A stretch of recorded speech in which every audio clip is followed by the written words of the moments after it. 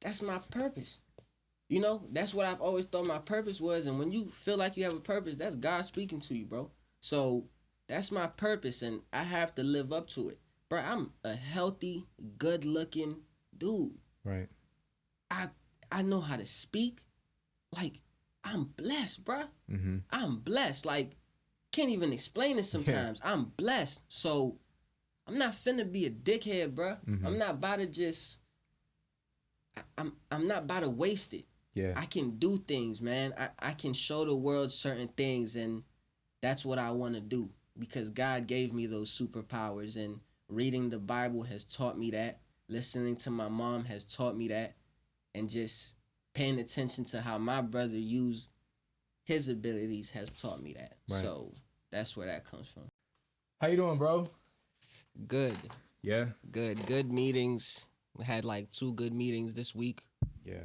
So I feel clear. Whenever I feel clear, I feel like I'm solid. Yeah. Feel me? Yeah. That's how it's been. I'm solid. Yeah. For real. So I mean, the Blueprint Journal is about mentality, mindset, and your entire come up. Yeah. Right? We're gonna touch base on the successes that you've had as a manager, as an owner of multiple businesses. For sure. You know? But I really want to get into the beginning, you know, so bring me back to your childhood. I know you're from Haiti, so tell me a little bit about what that life was like for you growing up. All right, well, like you said, I was born in Haiti. And in Haiti, life was very simple, you know? Not too much noise, no phones. It was just go outside the neighborhood, play with whoever lives in your neighborhood, and call it that. But the important thing about Haiti is what I got to see, like the fact that I got to see my dad work, because my dad was a big radio personnel in Haiti. Okay. Everywhere he went, people knew him. He knew famous people, this, that, the third. So growing up, I would always be around the top celebrities in Haiti. I would always see my dad interact, and that was it. And in 2005, we left Haiti to come to America, and my dad passes away. He was supposed to come 2 months after us. He passed away a month in. So it was like when he died, it was like no more fun. You know what I'm saying? Like everything got serious. We had hella bills, you know, just to, you know, bring the story back again. Yeah. I remember every Saturday, it would just be me, my brother, and my dad. Mm-hmm. We'd spend the whole day together, like guys' day, while my mom is in the house with my sister doing what she do. You feel me? Yeah. And yeah, when we came to America, all that changed. Like. So how old were you at the time? I was 7. When you moved here? Yeah, 2005, I was 7. And you were saying that your dad's a big radio personality in Haiti. Mm-hmm. Like, what are some things that you got to see him do? And was there anything that he instilled in you that you saw like really, really young?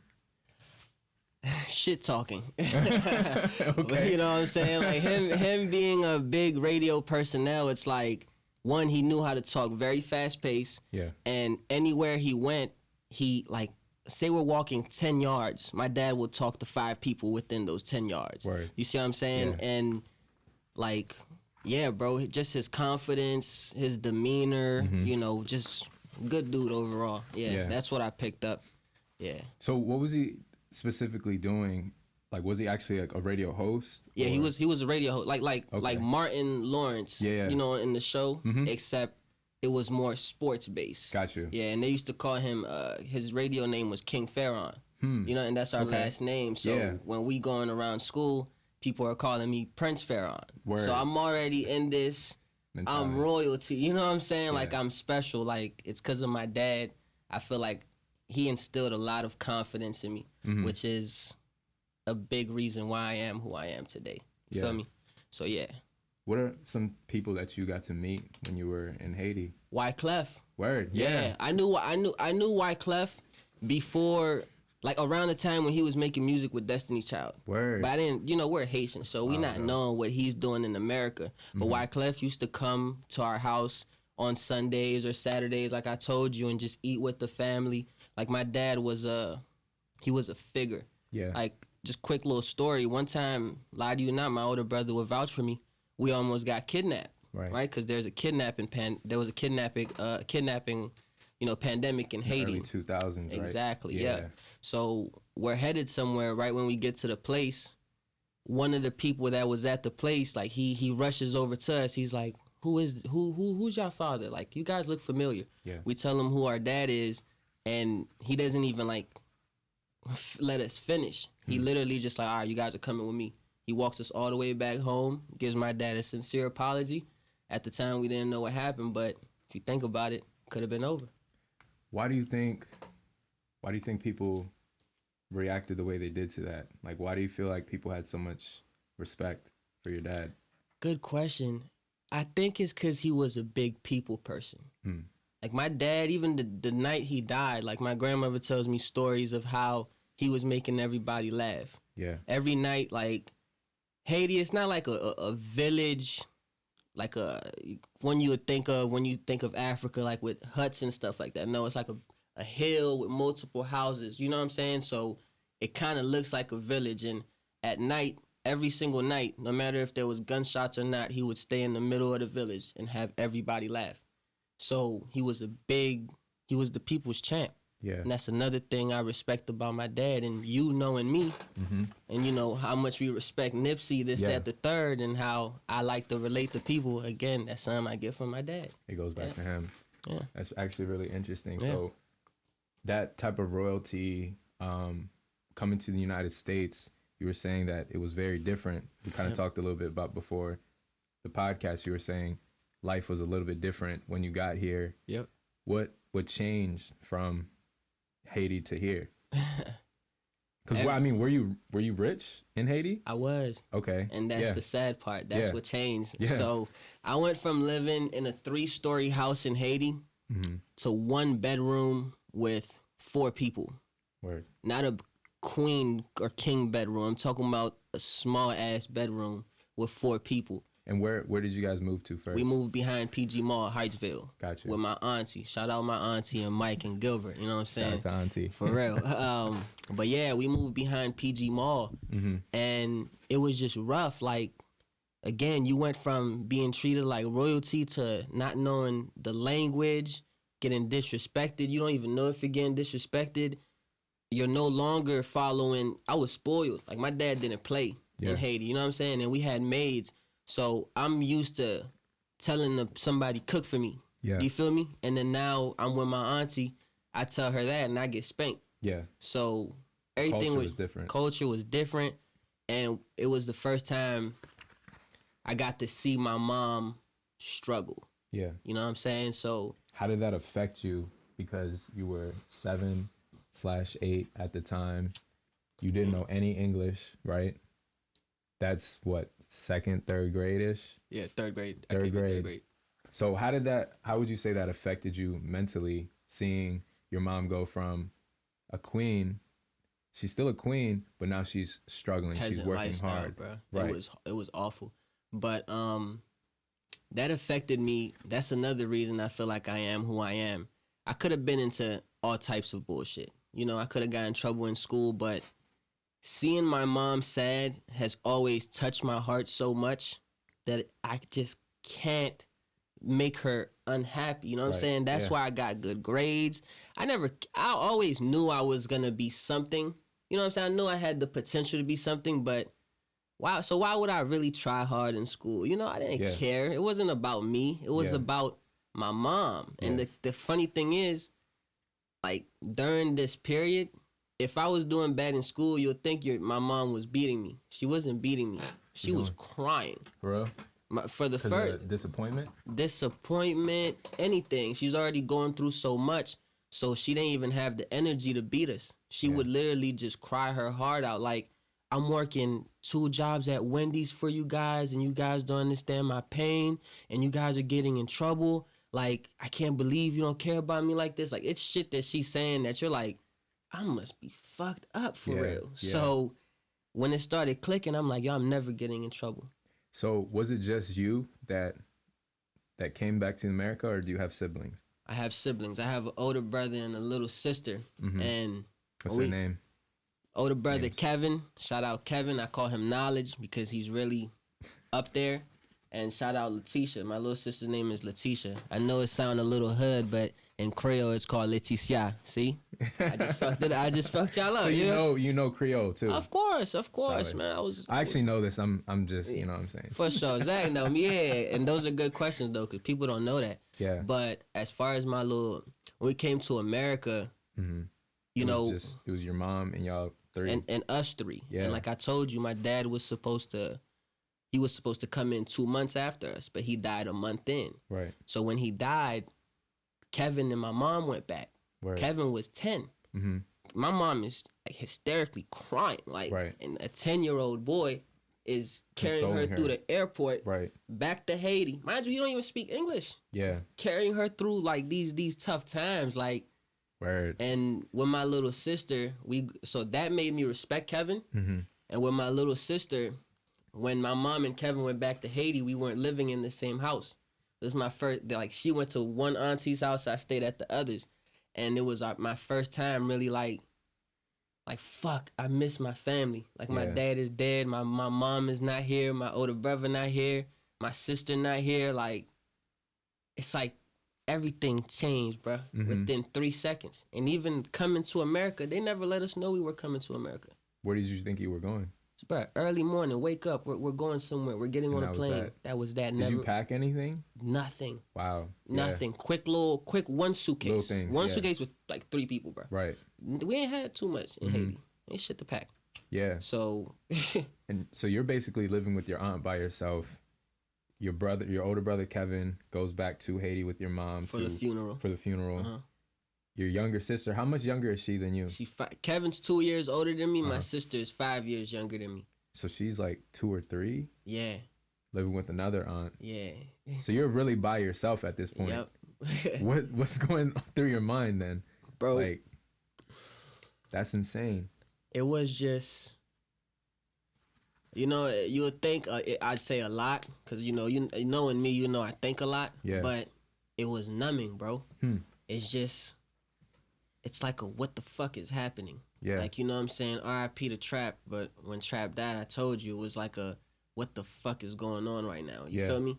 So that's just how I felt the entire time. Like, I can't believe I just went from going to school being called King Pharaon, Prince Pharaon, to being in America now and fucking that happened. My dad died. I'm in school. Kids are pointing, laughing at me, and I don't even know what the fuck they're laughing at because I don't understand what they're saying. So it's really going from super confident to super. I don't fuck with this shit. Like I don't like life. I don't really care for too much. You know what I'm saying? So that's what that whole experience was like. So as a 3rd grader, what elementary school did you go to? Bro, I went to like 4. Word. Yeah, so when you first came, what elementary school did you go to? Cherokee Lane Elementary School. Okay. I'm testing your memory right now. Oh boy, the weed does nothing. You know what I'm saying? But so you go to Cherokee and you're in 3rd grade. Who were you looking toward then for some guidance, mentorship, father figure? Like, Kevin. You were looking to your brother. Kevin, because... Why is that? It's finna make me cry, bro. I'm not gonna lie. I ain't thought about this shit in a minute. But, damn, that's crazy. We just started. I feel like I'm about to cry. But, damn. It's because I knew we were going through the same thing. But he wasn't crying. You know what I'm saying? Like, bro, I remember seeing when my family came back from the funeral, right? I'm watching, like, my mom used to say, don't go inside this bag. I never knew why. It's because there were the funeral pictures in there. Word. As I'm scrolling through the pictures... Oh, so you went through anyway. I went through it. Man, you can't tell Boss Beez what to do. You know what I'm saying? Boss Beez gonna do what he wanna do. Yeah. But I'm scrolling through the funeral pictures. I see my dad in the casket. Like, I see a dead body. You know what I'm saying? I didn't feel shit. I see a picture of Kevin. Like, I just see a picture of Kevin, like, sitting and, like, staring at the casket. And I never, like, he was so sad, bruh, in the picture. You could tell, because my Kevin was closer to my dad. So he was so sad in the picture, bruh. That was like my first time really crying that my dad died. But like when that you was saw him. when I saw Kevin. Right. So from that moment on, and mind you, he looked sad, but he wasn't crying. Right. Everybody else in the pictures was fucking bawling out, crying. So I just thought to myself, damn, he's so strong. So whatever Kevin do, I'ma do. Like, you know what I'm saying? Like Kevin's in this new school getting laughed at too, but he not crying. Right. So I'm not crying. Like Kevin was, yeah, bruh. Were you two in the same school at that time? Yeah. Okay, so every time you switched schools, was he switching with you? Yeah, except for when middle you school, know, high school. Exactly. Okay. And you know it's funny. For a long time, I was known as Kevin's little brother, like, and I fucked with that. It meant the world to me, like no bullshit. When I got my own identity, I felt weird. No, honestly speaking. So, We'll definitely get into sure. when that happened and why that happened, because I want to assume that was high school time. Yep. Around high school. Yep. So you're now in elementary school. You're looking up to your brother. Your brother is really your father figure to you. Does your sister ever rejoin you guys? She rejoined us when my mom came back to America. Okay. We only separated because they had to leave and go back to Haiti for like 2 weeks. You feel me? When my mom came back, she rejoined me, but my sister don't even remember this. But like my sister used to have like serious PTSD. Like if you know how the trash cans, when it's trash day, they'll lift up the shit and then they drop it hard. You know what I'm saying? And you hear that boom, that slam. Yeah. Or she would like get so scared thinking there's gunshots and shit like that as a child. So but she rejoined us, but she was like damaged in the beginning, like in a weird way. So yeah, bruh. And it was the saddest because if a scratch were to get on my sister, my dad would beat me and Kevin. Yeah. That's how much he loved her. You feel me?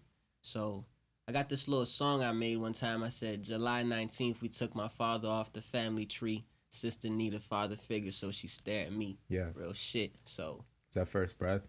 Yeah. Yeah, Boss Beez has bars. I just haven't, you know what I'm saying, dropped anything yet. I have bars.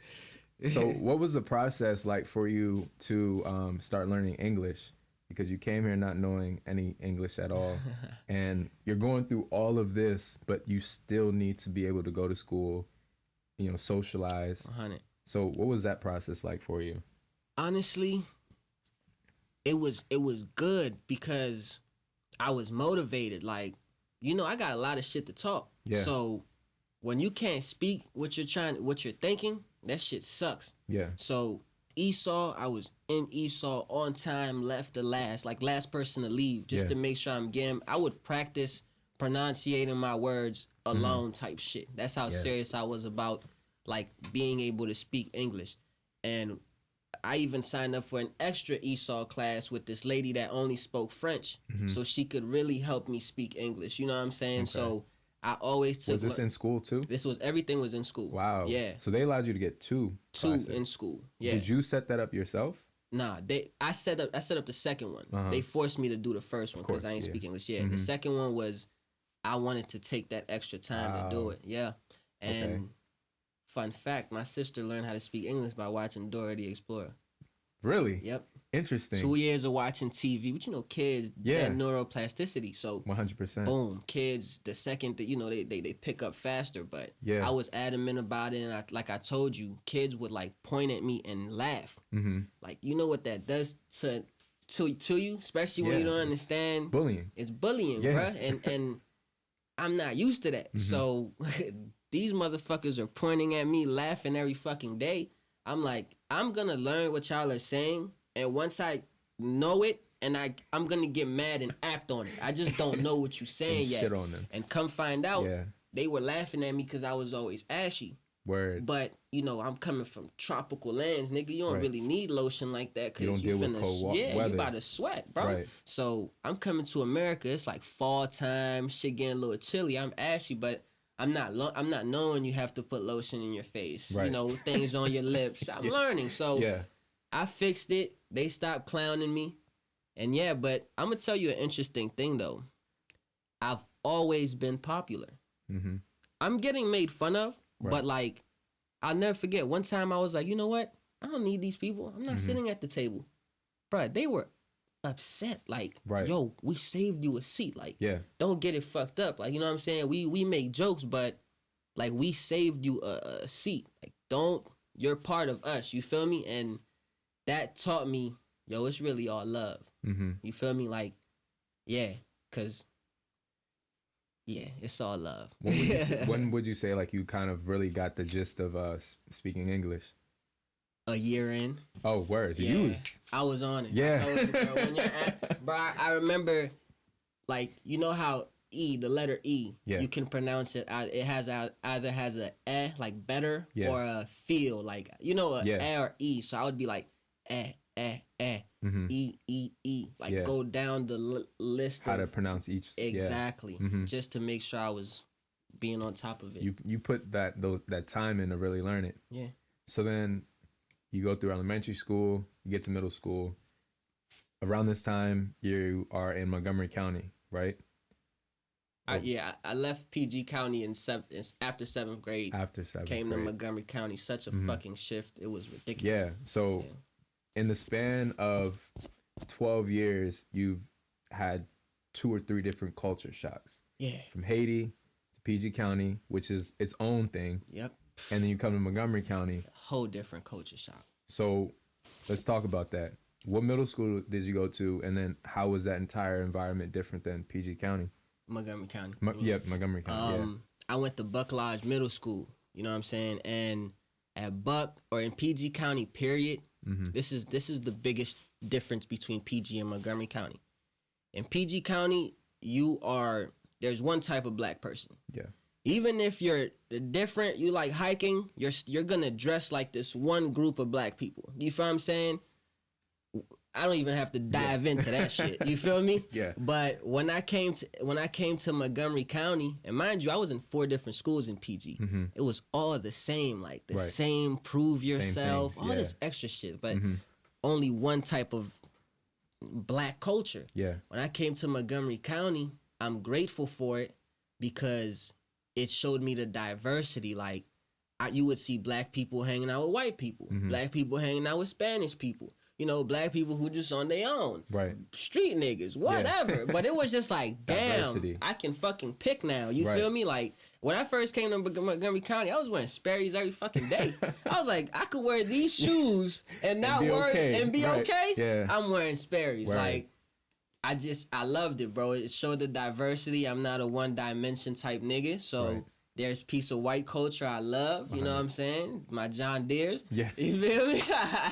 And, you know, Migos, I love my Migos. And yeah, that was the shift, but it's needed, you know what I'm saying? Because, like I said, I know black people in PG County who are just like me, but would never wear Sperry's. Yeah. Because... Judgement.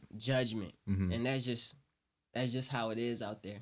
Were you openly accepting to the fact that you can choose whatever lane you wanted to when you came to Montgomery County? My whole life, I've been like that. Like, I've always, like, I have a big heart for other people, but you know the concept, you're either going to be at war with the world and at peace with yourself, or at peace with the world and at peace with yourself and at war with the world. Yeah. I always knew that I needed to make myself happy first. Yeah. So where did you get that from, though? Honestly, I don't know. And every time I say I don't know, I just want to thank God for it. And thank my mom's prayers for it. Because I don't know. That's one thing I can't tell you. You know, why do I like pleasing myself so much? I don't fucking know. You could call me selfish. There's no singular thing that you could point it to. I can't. You could call me selfish. I don't care. But everybody should be a little bit, though. Exactly. But yeah, man.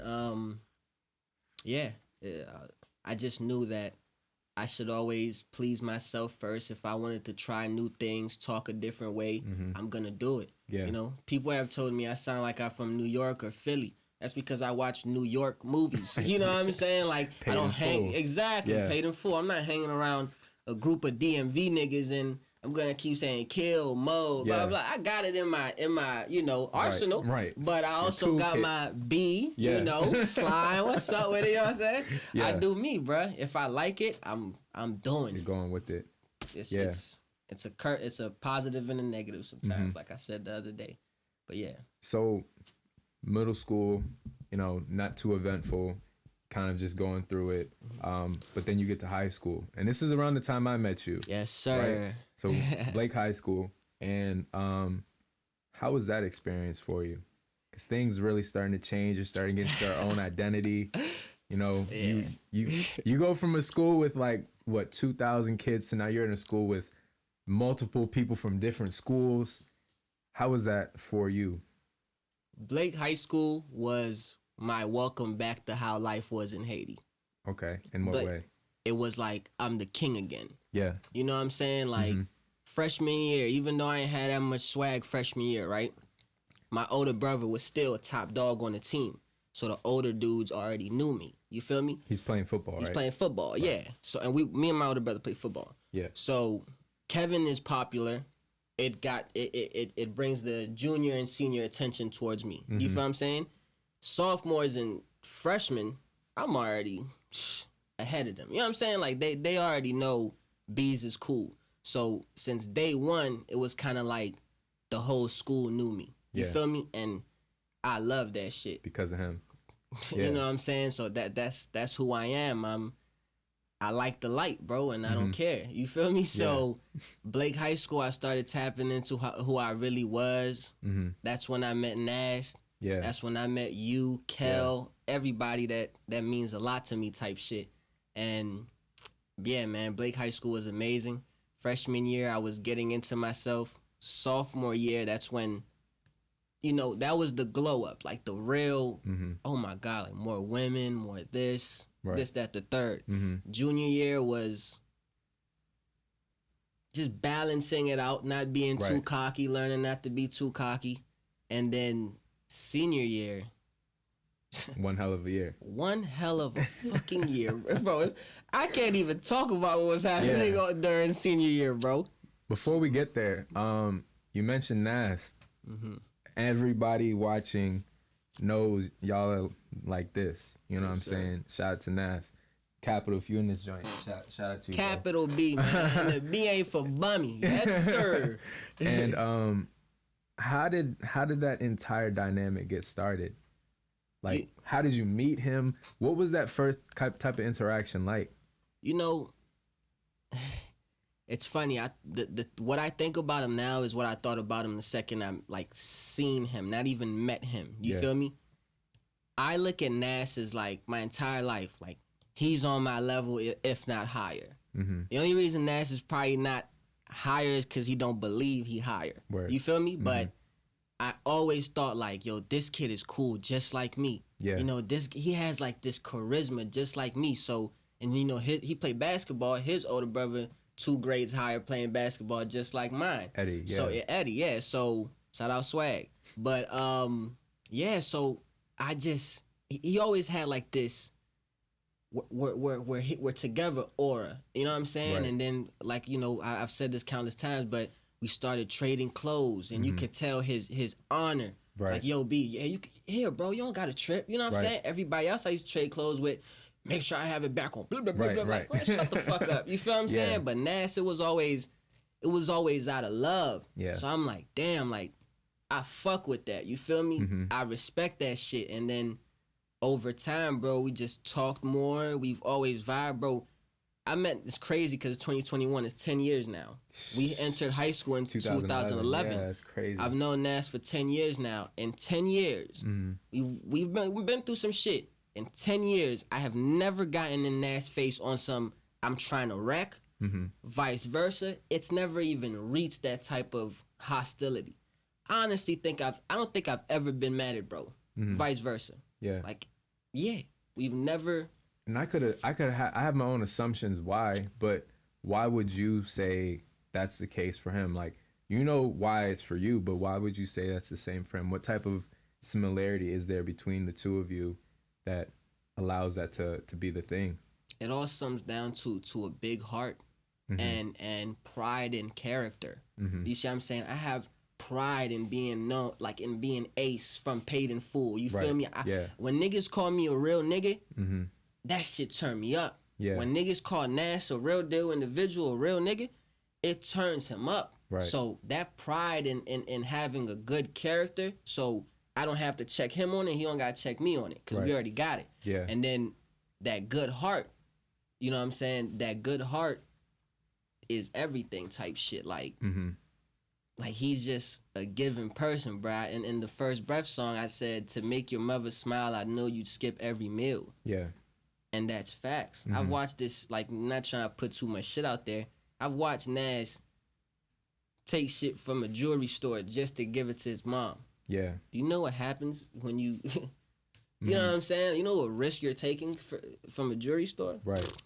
Just to give to his mom and shit like that. I'm like, damn, like this nigga's so cool to me, like real shit. So that's why, that's kind of the start of that relationship and why that relationship is so coded. Like, yeah, it's forever, bro. Like, it was never anything verbal. It was all just, this is what we're doing. This is how we moving. Yeah. In 12th grade, we didn't have our first real talk. In 12, like till 12th grade, we both said fuck 6th period and went to like Chipotle. Yeah. We go to Chipotle, bro. We're chopping it up in the Chipotle parking lot the whole time. We never went inside Chipotle. Yeah. We just get there. We're so stuck in real nigga conversation. I remember he was asking me, like, what do you want to be like? I was like, I don't know, bro. I just want to be like a Diddy type of nigga. You feel me? So, and he's telling me who he want to be like. I don't know, bro. I just want to be up. Like, I want everything to like, my bad, I'm letting bro leave. You know, you get it that.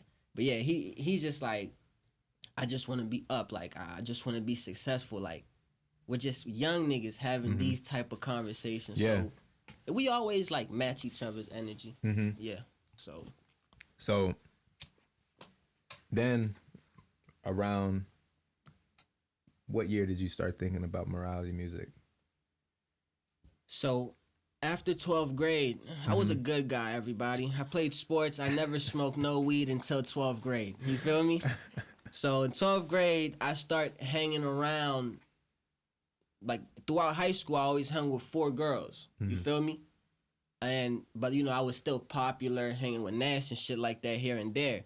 But in 12th grade, I really started coming to the neighborhood. Met Toby, Q, you know, all my brothers now type shit. And, you know, that's when I kind of, like, start being a little bit in the mix of the music industry. Right. But in my head, I'm still thinking I'm about to be a sports agent. I'm going to college to be a sports agent. You know, yeah. I'm already. I mean, because you were a great football player. Exactly. So I understand. Exactly. Great football player, great businessman. I know I'm not great businessman. I know I'm not gonna make it to the league. Right. So let me just manage these. Do what you do. Exactly. Do what I do best.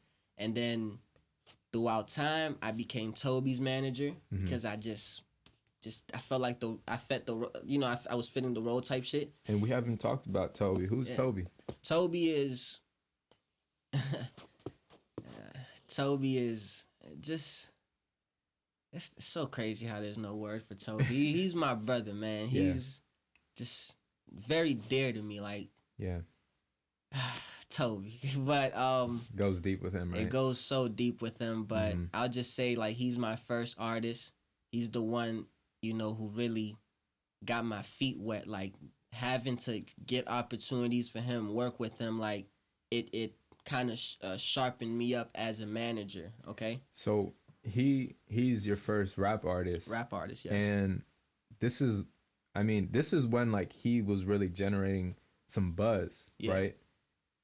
What was that kind of like the first time you dipped your toes into it? Like, did you know what you were doing at all?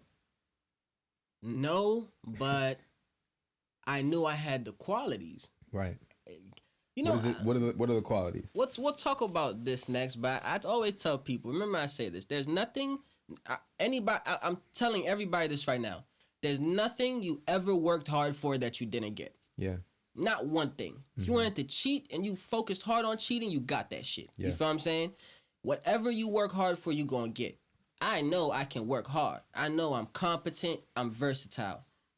And like I said, what's the difference between managing a sports agent and a fucking artist? I'm still a manager. Right. You feel, I'm just in a different, I'm just industry. In a different realm. Yeah, industry. So with Toby, I didn't know what I was doing, but it ain't shit to reach out and sound professional.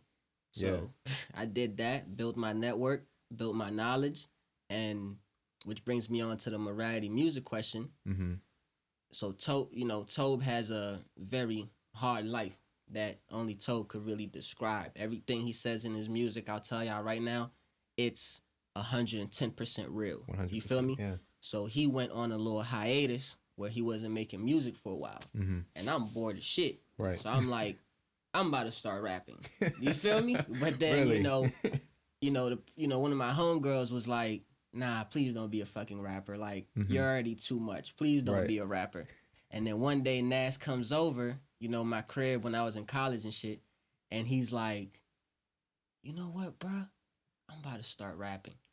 Then right when he said that, it was like, oh my fucking gosh. Like the same way, like that's what I said when I was like, I'm about to manage you, Tobe. And I knew it would work because of my work ethic. Right. Me and Nas are the same people. So even if he wasn't the best rapper at the moment, I knew his work ethic would take him wherever the fuck he wants to go. Right. So I'm like, bruh, jump in this shit. You have to do this shit.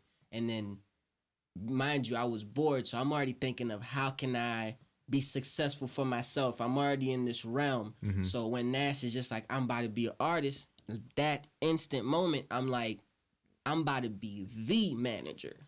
Right. I'm about to start my own shit. You feel what I'm saying? Like, I'm about to really take myself to the next level. And that's when, the next day I'm already thinking about names. Yeah. And, I'm thinking about what fits me. What am I going to fuck with forever? I'm thinking of Honor Records. Right. Real nigga shit that just fits me. You know what I'm saying? And I'm like, you know what? Morality, like, because, I know why I said morality. Like, it was this one nigga hating. He was just like, long story short, he's like, look at Beez and his morals. Always trying to preach his morals. Damn right, mother. You feel me? Damn right, motherfucker. You told me one time that you was trying to be a preacher or something like that, right? Yeah. Everybody in my church to this day thinks I'm trying to be a preacher. They ain't seen my hand tats or my neck tat. So, keep thinking that. But, yeah, bruh. I was just like, you know what? Morality music. And what year is this when you started? 2017. So you're in college at the time.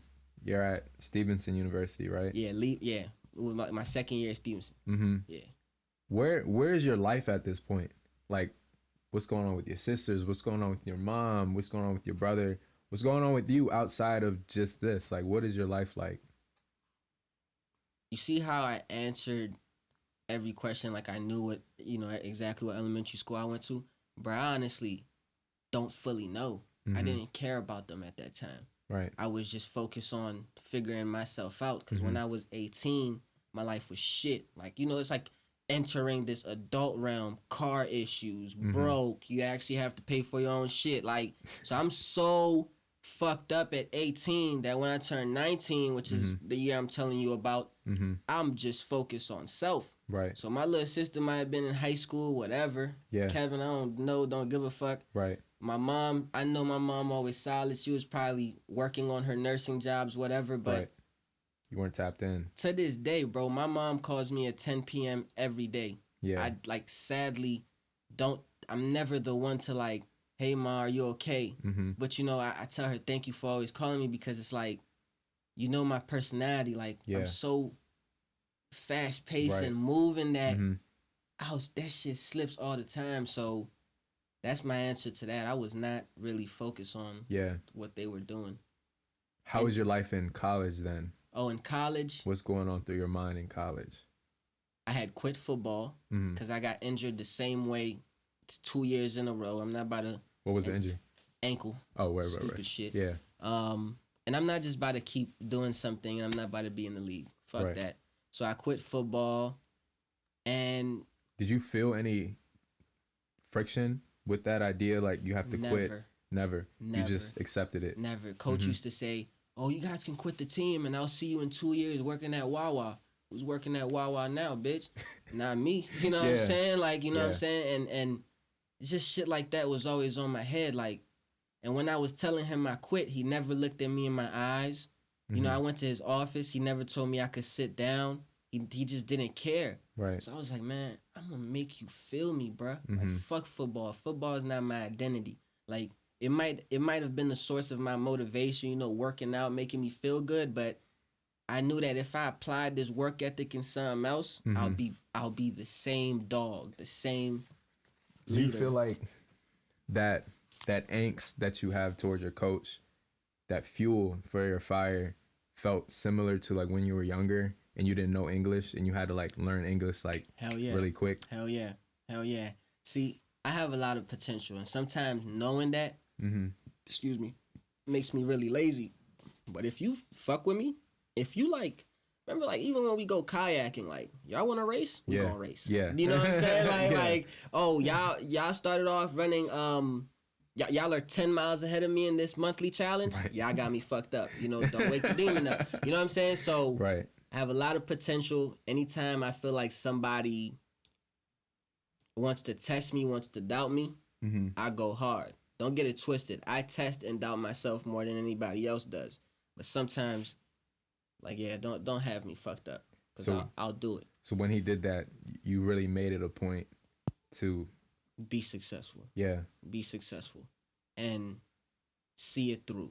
Like, see it through. See it through. With morality music, bro, like, my first logo was ugly. My first pitch sucked. Yeah. Nobody gave a fuck about morality music except for WAP, Cedric, my cousin Cedric. Like, shit just didn't work, but like, I know I'm not dumb. You know what I'm saying? I know I just gotta fix it. It's not a bad idea. People have great ideas all the time. It's just when you start testing it, it sucks a little bit and then you back out. Let me change the name.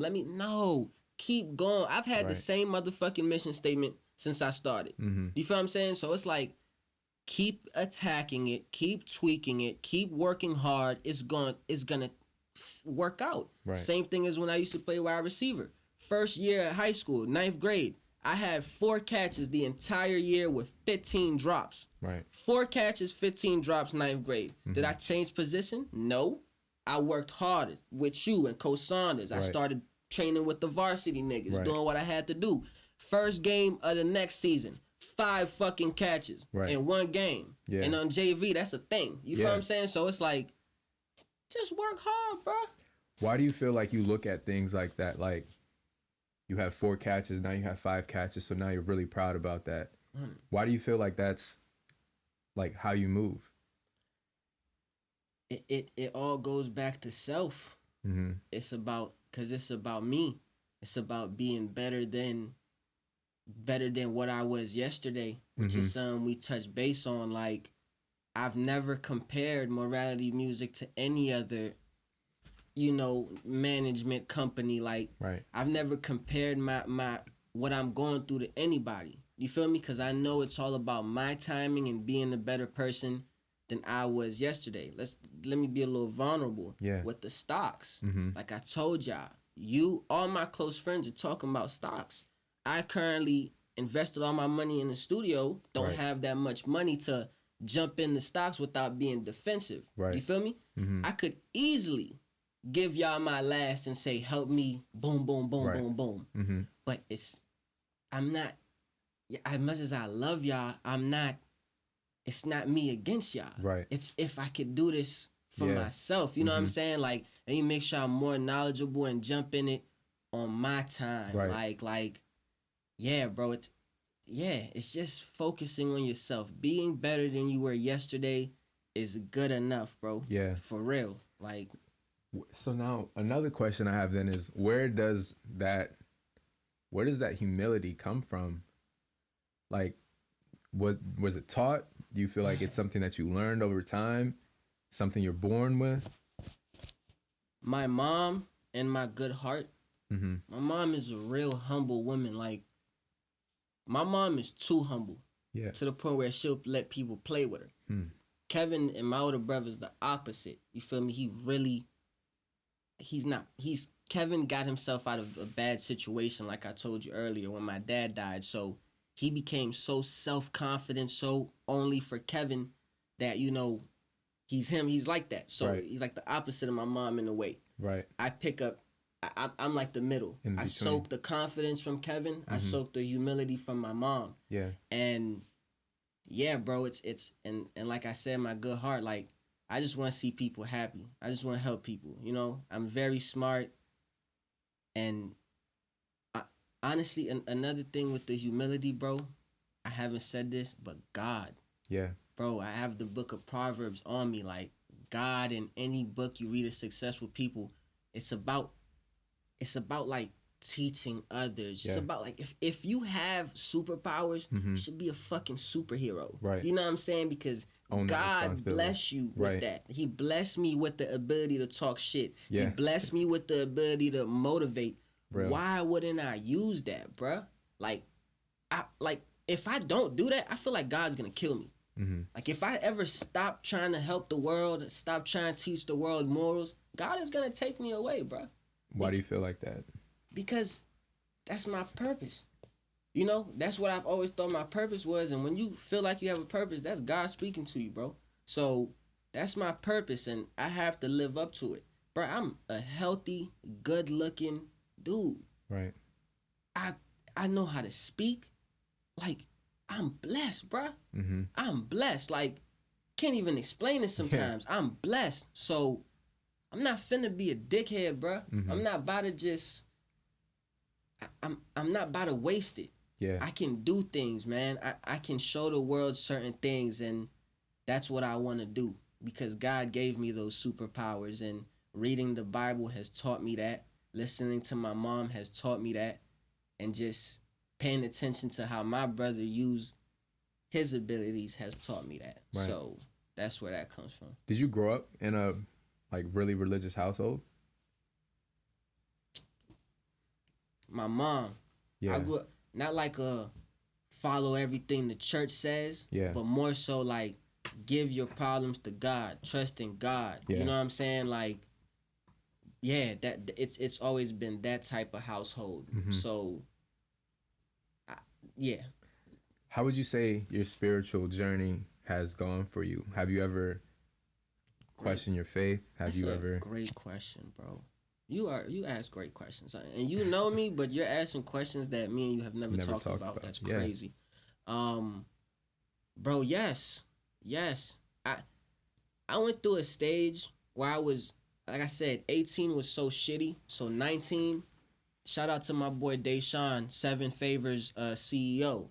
He introduced me to a book called God Moments for Men. Right. I read that book, it changed my whole entire life. So I really jumped into my spirituality, right? And in that time, I'm being so nice and letting things go that in my head I became a bitch.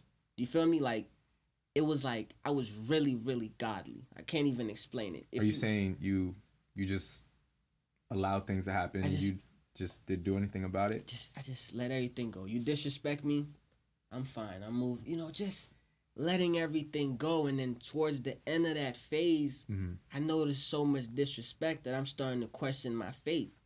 You see what I'm saying? I'm like, yo, like, is God, like is God, like, what's going on? You feel me? Like, there's no way I'm doing so good and keep getting disrespected. And one time I was on a train on my way to North Carolina, so happened to sit next to this lady. She's, talking to me, and I told her I questioned my faith, and she said it's okay. You know what I'm saying? And I explained to her, she was like, everybody does, but it's about balance in your faith. You feel what I'm saying? Like, she was like, you're frustrated right now because you're not acting like yourself. You don't have to be this conventional Christian. You want tattoos? Go get tattoos. You want to, sometimes you want to defend yourself, smoke weed. Right. Do what makes you at peace with yourself, so you can be a beacon of light for the world. Yeah. You see what I'm saying? Like, you spent so much time trying to, like, that's why I hate when people be like, I don't like the Bible. Bro, you ain't never read the Bible for yourself. Right.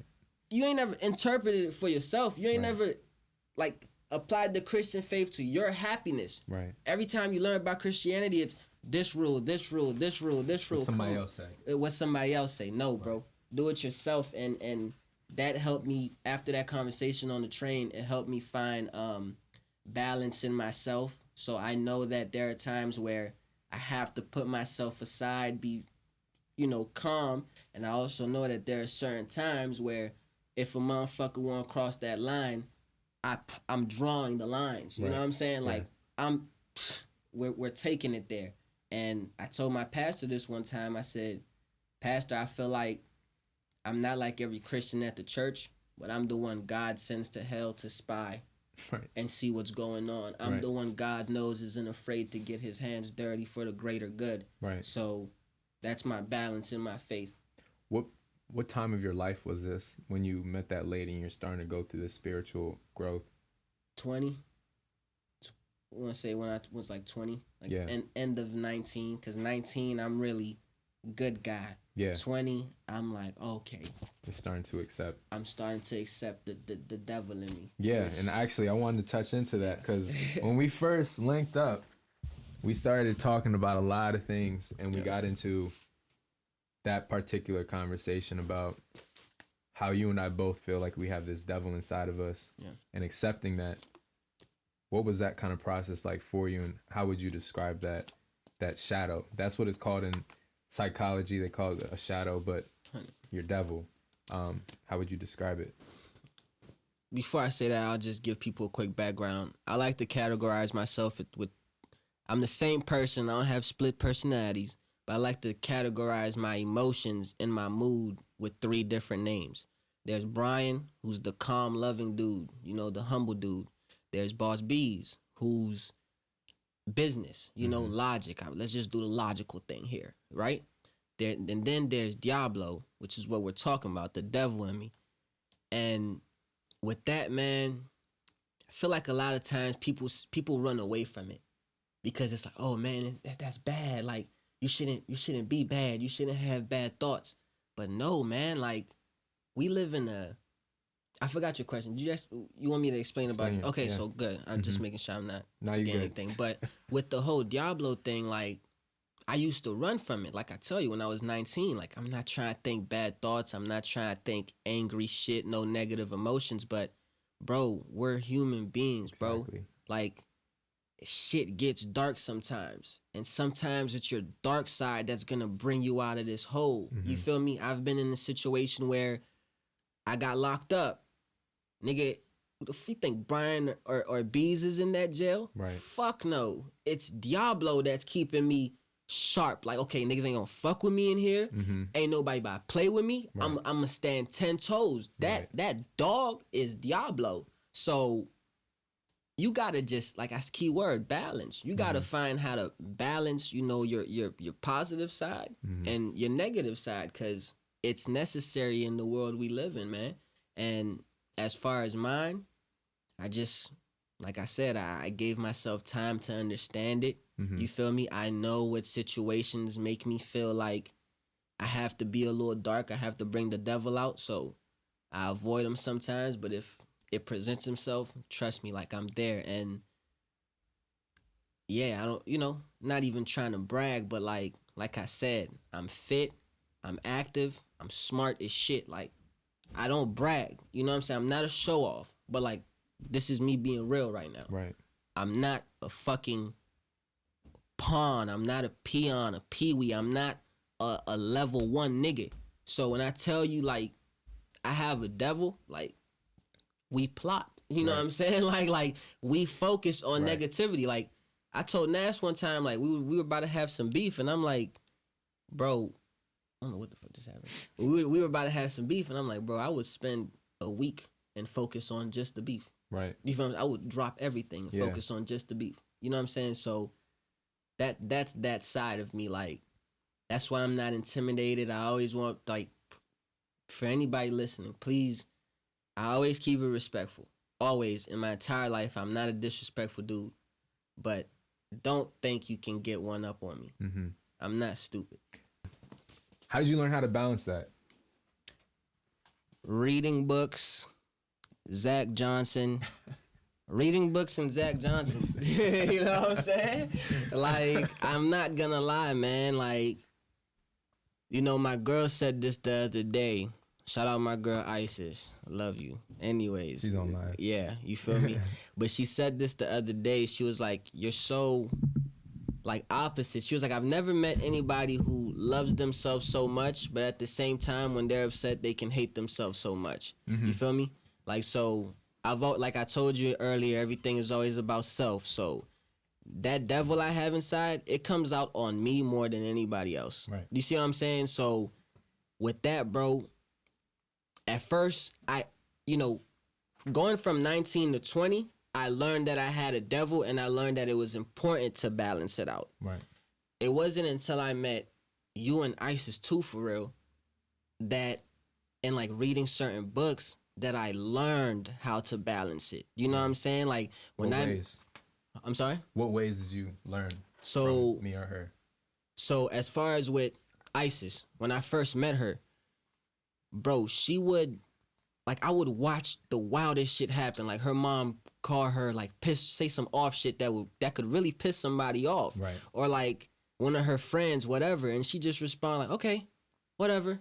You know what I'm saying? So I would just be like, lighthearted, like, yo, you can, like, what the fuck? I was like, yo, you don't have to take this to heart. Yeah, like you don't have to like, beat somebody up. Yeah, why are you not taking it to the next level? I used to Right. be like, why would what the Right. fuck? Yeah. But I'm seeing that, I'm like, damn, like, you can really choose to not give a fuck. As far as you, I meet you, and like I said, I was in a dark place when I met you, and I respect you so much, like, cause you know you're so disciplined. You're helping me with my business. I'm like really looking up to you, type shit. And then when we had that conversation on the hike, and you were like, "I have a devil too," I was like, "Hold up. Like, this nigga dealing with the same destructive, devilish demon that I got going on, yet he's so this." How can I could do that, bruh. Right. I could do that too. So I'm like, boom, let me start practicing these little disciplines. And then, whoa, I just got the fucking answer. But I started practicing these little disciplines, and I learned throughout that, waking up early, this, that, the third, I noticed that when I started practicing these disciplines that these books like Compound Effect, the Slight Edge started talking about, I noticed that in situations where the devil would come out, I'm so fucking happy and proud at my peaceful workout morning, reading morning. I'm so proud of my peace earlier that I don't even want him to come out. Do you know what I'm saying? Because I'm already balanced. So I don't have to do the most type shit. So that's how I learned to balance my devil, giving myself things to be proud about. Yeah, man. So then now we're pretty much caught up to last year. Yeah. Really, let's say December 2019.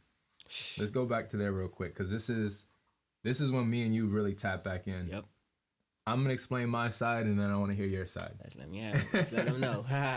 So, December 2019, I'm going through what I say is an identity crisis. I'm really trying to figure my life out, figure my shit out, because I don't know what I want to do. And I see endless people from our school reposting this video of you at Revolt. Yeah, it's a good time. And mind you, you're going through all this stuff in high school. You had this chip on your shoulder for so long. I've always seen you as a superstar. Genuinely, always seen you like that.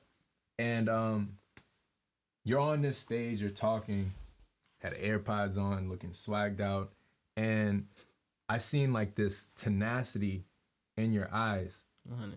You're in front of people that you look up to, and you're just, dog is out. Yeah, you can really see it.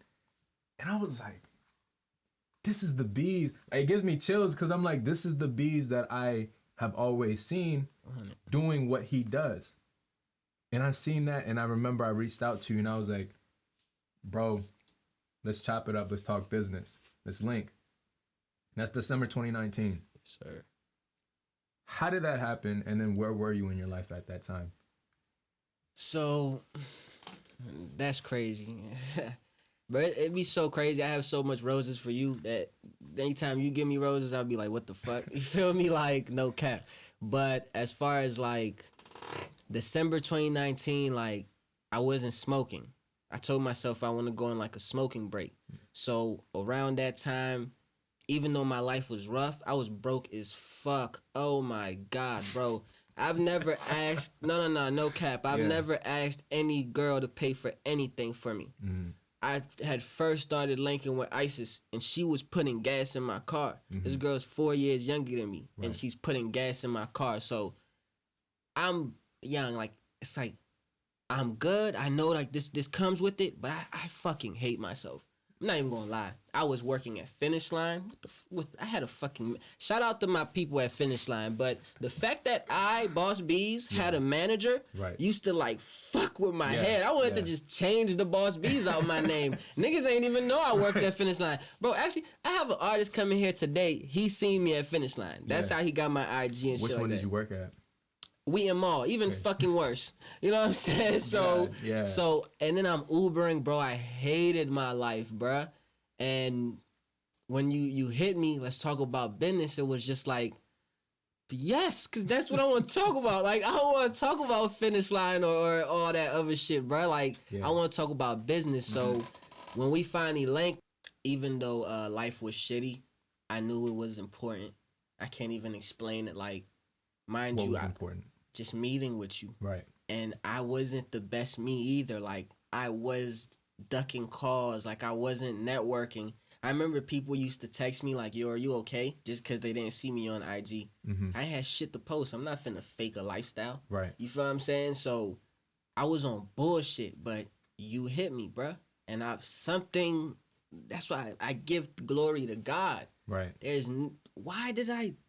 Why was I so punctual? Yeah. Why did I give a fuck? Yeah. I didn't give a fuck about nothing, bro. Like, but I talked to you, and then ever since we had our first convo, you see where we are now. Yeah, I mean, if you guys don't know, we're actually sitting in the studio. I mean, I'm sure everybody that's watching knows that we're in the studio right now, but before this even became what it is, a physical thing, what was 2020 like for you?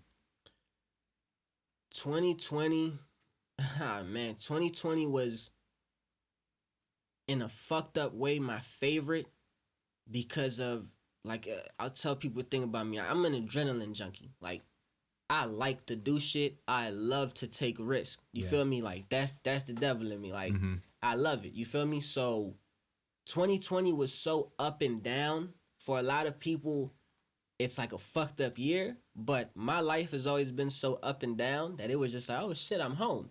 You know what I'm saying? So I was like, man, this is finally going how I want it. Everything is say about Scratch.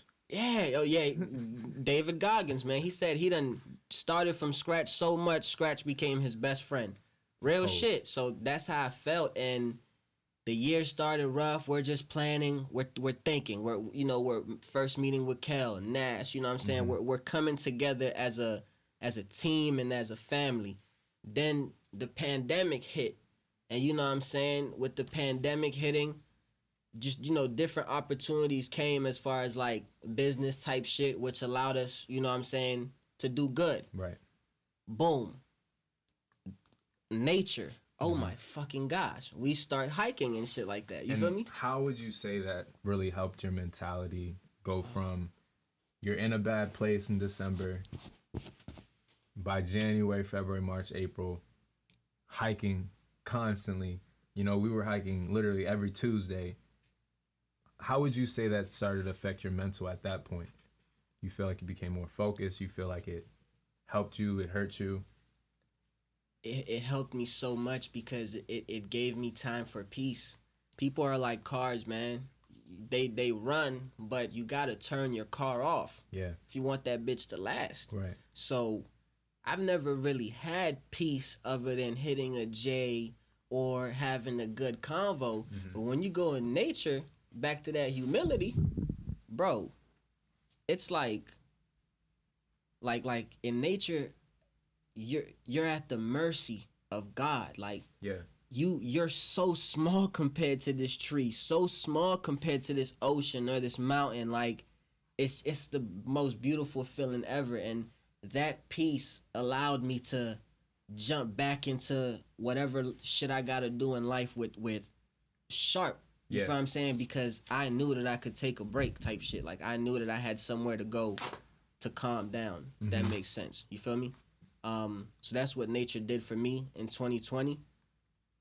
we got crazy hiking videos. Everybody should tap into that. You know what I'm saying? Yeah. So and then last but not least, bro, throughout all that, we're working on building this studio, and Nas, you know, I sometimes I forget about my manager side, but Nas is blowing up. I'm watching Nas really invest in his career for the first time, exactly how he wants. Right. He's at a part where he's so knowledgeable, where, you know, it's like autopilot type shit, and he was making me so proud all year, bruh. You feel me? So it was just beautiful to see the team succeed together. The team take hiking trips together. You know what I'm saying? Like, even when we went through our hardships, like, rest in peace, moms, you know?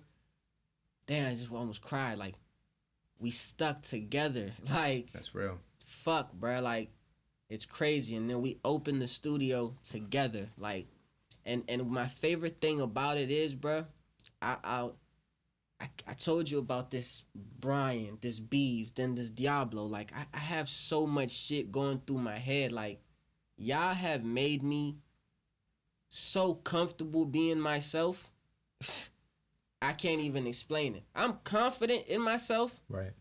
But being comfortable and confident isn't always the same thing. You feel what I'm saying? Like, I always feel like people judging me. People got something to say about me because I'm so unorthodox. But with y'all, like you told me one time, you were like, yo, you need to trust us. You need to trust us and, like, trust the fact that we accept you for you. Right. And when I started seeing that, bro, like, y'all let me smoke whenever. Zach don't smoke. But I smoke around Zach all the time. Yeah. He don't say a fucking word. I love that shit. Yeah. You know what I'm saying? So 2020 was, you know, they say you learn about a man's character when he's going through a tough time. It was a tough time, and I learned who everybody was, bro. Mm-hmm. And I built the family, and this 2020 was my first time really feeling like Boss Beez. Mm-hmm. Okay, I actually have an artist who's buzzing now. Mm-hmm. What can y'all say? I'm now peers with industry managers. Right. My artist is now an industry artist. You feel me? I have my own studio now. Nigga, you are in the business meetings. Do you know how much it takes to run your own shit effectively? I want people to understand this shit. Like, you need a solid team. There is no alone. It just doesn't work that way. Mm-hmm. Like, so, yeah, bro. There is no, I can do this alone, and there's no forcing the team either. Like, look at people's characters. Look how people treat you. Like, I'll give y'all the best example. Me and my right-hand man, Kel, right? Markel. He runs the studio with me. He's COO, right? He's upset at me one day, right? For what? Because he feels like I've been lacking. You feel? I'm not taking a sense of urgency, right? And he calls me on my anniversary with my girl, and he just has a shit tone. Like, his tone was just down. Like, it kind of, and then right when we got off the phone, my brain is jogging. I'm like, what the fuck did I do? Like, what's going on? I call you. I'm like, yo, we good? Like, is there anything I'm missing? Like, it fucked me up, bro. It really did. And then later on in the day, he calls me back and he's like, yo, I want you to know I apologize for how I almost fucked your day up. You know what I'm saying? I'm good. I was just going through something. I just want you to know that, like, we're going to talk about everything tomorrow, but I really want you to finish and enjoy your day. Mm-hmm. That little thing, man, like, that small act lets me know he not trying to step on my foot. Right. He's not the one that's gonna cross me on some wild ass shit. You know what I'm saying? Like, he has a heart, bruh. Mm-hmm. Like, this is what 2020 showed me. Like, everybody's true character, because everybody was under pressure, bruh. And I'm forever grateful for it. Shout out to Kel. I'm forever grateful for it. Just the people. Shout out to Kel, man. I'm forever grateful for the people I have around me. And if I could teach my biggest lesson I could teach anybody that I got out of 2020 is, like, bro, teamwork. Mm-hmm. Teamwork. Like, teamwork and allowing everybody to do what they do. Yeah, let's get into that one, actually, because we all know you're the average of the 5 people that you're with. 100. You know, when did you start understanding that? When did you start applying that to your life, like every single moment of the day? Or has it always been like that for you? It was one time my brother told me, I think it was like 2-3 years ago, something like that. Mm-hmm. He was like, "You're the leader in your group, right?" And I was like, "Yeah." He was like, "But are you the leader among sheep or lions?" And I was like, "Fuck." Do you feel what I'm saying? So that made me take a step back. And I just stopped hanging out with everybody in a little bit, kind of like had to figure myself out. Yeah. And then, I I thought about it, like, I know who I want around me. I have a lot of friends, a lot of associates, a lot of brothers, like, in the street. You know what I'm saying? So when I say this, I'm not taking nothing away from them. I love them dearly. I have went and I will go to war for them again. Yeah. But, like, as far as who I want in my top 5, I want people who are trying to elevate my mind. Right. I don't want to. I love building people up, but, like, nigga, I need help too. Right. You feel what I'm saying? So I want to be surrounded by a group of lions, rich friends. You feel me? Which includes me, you, Zach. I said Zach, me, you, Kel, and Nas. Right. You feel me? And when there's another person that wants to be on the same type wave we on, come join. But that shit is so key, bruh. People that align with you. And the key to that too is, which is something people do wrong, they just accept what life gives them. You know how many fucking people try to be my friend? How many fucking, let's be real, girls want to be my girlfriend, nigga? Like, it's a lot. Life throws a lot at you. Understand how to say no. Right. It's okay to say no. Yo, you don't fit my fucking personality. I can't hang with you. I love you. I have friends who are from other hoods. I love you. I can't fucking hang with you, though. I'm not about to die for you. Right. You know what I'm saying? Like, it's just, yo, value yourself. Everybody be, I have a good heart. I can't say no. You do have a good heart. Have a good heart for yourself first. That's all I'm saying, bruh. Like, that's all I'm saying. So that's how I am. Like, all right, I love you guys, but nah, like, I'm going hiking with Zach. Y'all need to understand why I'm going hiking with Zach if you really love me. You know what I'm saying? Like, I want to have that deep talk with Nas. If y'all love me, y'all understand why the fuck I need to talk to Nas. You feel what I'm saying? So I want to spend more time with my girl. If y'all fucking love me, y'all not gonna complain and understand that if I don't do that shit, shorty gonna trip the whole day. So, like, come on, man. It's just about being for myself. I make the decisions. Like, I choose who I hang out with. I'm not limited to the neighborhood my life gave me, the fucking habits the people I grew up with have. I don't give a fuck about none of that. Like I told y'all, if I want to start speaking like a New York nigga, it's gonna happen tomorrow. Right. Like, that's good. That's what I want to do. Like, you know what I'm saying? So that's that, bro. Like, would you say, or have you ever hung out with the wrong crowd of people? Hell yeah. And what happened? What did you learn from it? That cliche, you are who you hang around, is just real. It's just real. Perfect example. When I'm around y'all, what are we talking about? We're talking about hiking, reading, positivity. When I'm around y'all, the way I compete with y'all is to be sharp in my hiking, my reading, and my positivity. Right. When I'm around my other, friends, if the conversation is always weed, crime, and some other risky shit, what do you think I'm going to do? Just sit around and be the one without weed? Sit around and be the one without any stories? Right. You know what I'm saying? Like, no, bro. I'm going to want to compete. Like, right. It is what it is, bro. I'll give y'all the best analogy. Motherfuckers play video games all the time. It's 2K. When you first create a player, let's say you're at level 10. If all four, let's say you jump in the game with 4 more friends, right? So there's 5 people and you're the one at level 10. They're at level fucking 70. They don't want you on their team until you get to level 70. Do you see what I'm saying? Like, so in your head, you're like, man, my friends are doing good. I have to do good. You see what I'm saying? Yeah. But if all of y'all jump in the game at level 10, y'all motherfuckers might be at level 10 for a long time. Mm-hmm. Niggas gotta help each other out. One day Zach gotta say, I wanna go to 20. One day Kel says like, nah, you got me fucked up. I wanna go to 25. Right. Same thing we were doing with the run. Yeah. We motivated each other. There were days I did not wanna run. But because Zach just ran 7 miles, I'm finna run 10. Like, he has me fucked up, bruh. Like, and that's the motivation you get from your friends, bro. The right people. People that are aligned with you. Don't be afraid to be fucking weird. How would you recommend somebody that doesn't have the gift of God, self-awareness? That's what you like to say a lot. How would you recommend or advise or mentor somebody to start paying more attention to the people that they hang out with the most? I'll say first things first, you have to understand yourself. You have to accept yourself. I talk about those black kids in PG County.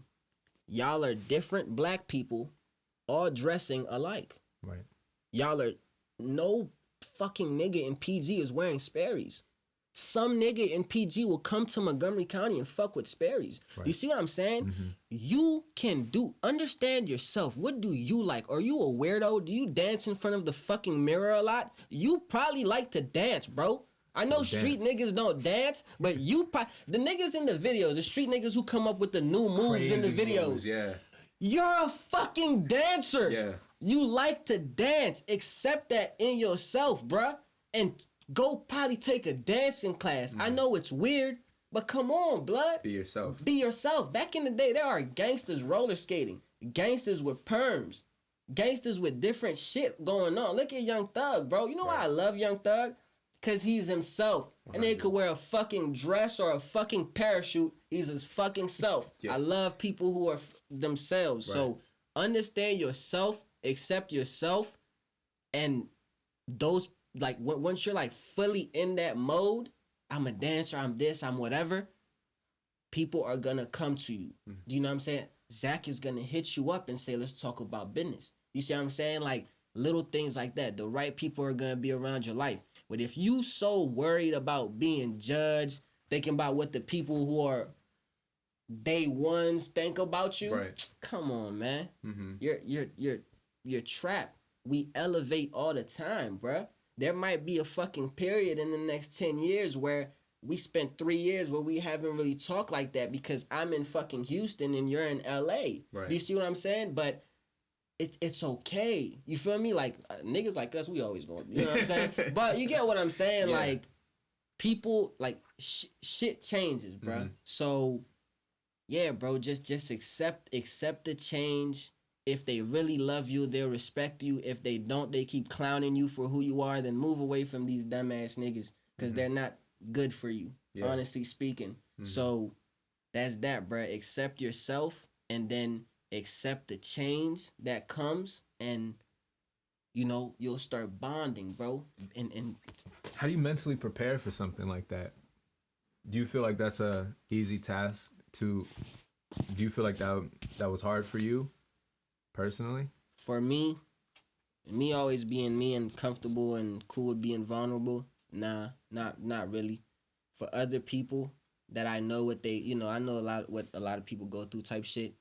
I know it's a little harder, but I don't give a fuck. Right. You know what I'm saying? Like, you don't take that as an excuse. I don't take that as an excuse. Because you got to go through the hard times to be happy. The same way I always had a great personality, right? And that was easy for me. I bet you not a lot of other people have sat in a fucking school for a year and watched somebody point and laugh at them every single day. Right. That shit could have easily taken my King Pharaon out my head. It could have easily made me a loser, but I went through it. So I don't give a fuck about what your local buddies are saying about the way you're moving. Like, nigga, go through it. Right. At least you don't have to go through it every fucking day without understanding how to talk shit back.